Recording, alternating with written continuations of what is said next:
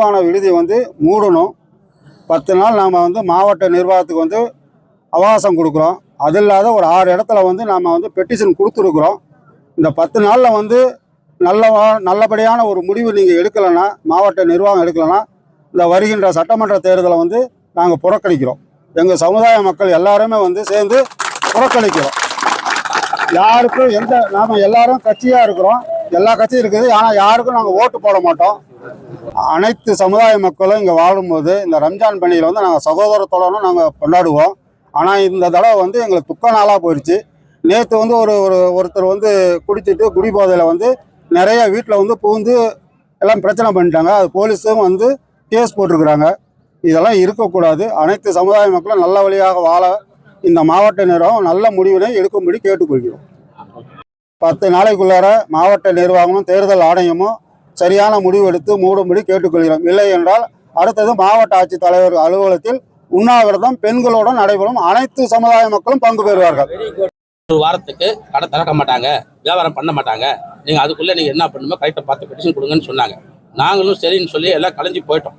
போராட்டம் பண்ணி கலைஞ்சி போயிட்டோம். போன வாட்டி அன்றைக்கி சாயந்தரமே கடையை திறந்து வியாபாரம் பண்ண ஆரம்பிச்சுக்கிட்டாங்க. இதுக்கு காவல்துறையும் உடந்தையாக இருக்குது, மாவட்ட நிர்வாகம் உடந்தையாக இருக்குது. இது வந்து நீங்கள் தலைமை வந்து நாங்கள் வந்து மாவட்ட நம்ம வந்து முதலமைச்சரை கேட்டுக்கிறோம். தயவு செய்து இந்த விஷயத்தை தலையிட்டு இந்த இடத்த வேற இடத்துக்கு மாற்றும். அடுத்த கட்ட போராட்டம் மாவட்ட நிர்வாகத்தை கண்டிக்கின்றோம்.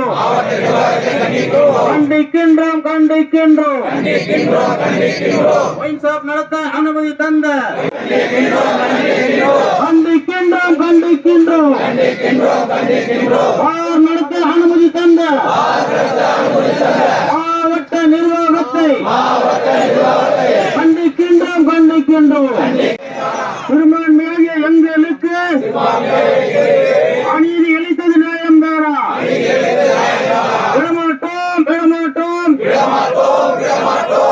நடத்த விடமாட்டோம்.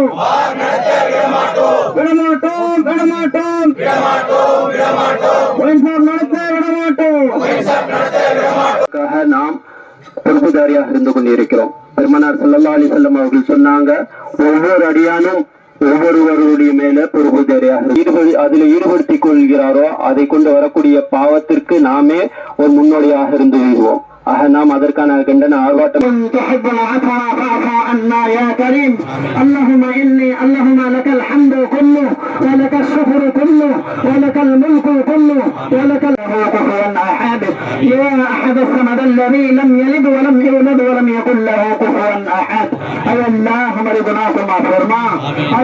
हमारी खता को दरगुजर अता फरमा। आय अल्लाह हमारी जायज़ मक़सद के पूरा अता फरमा।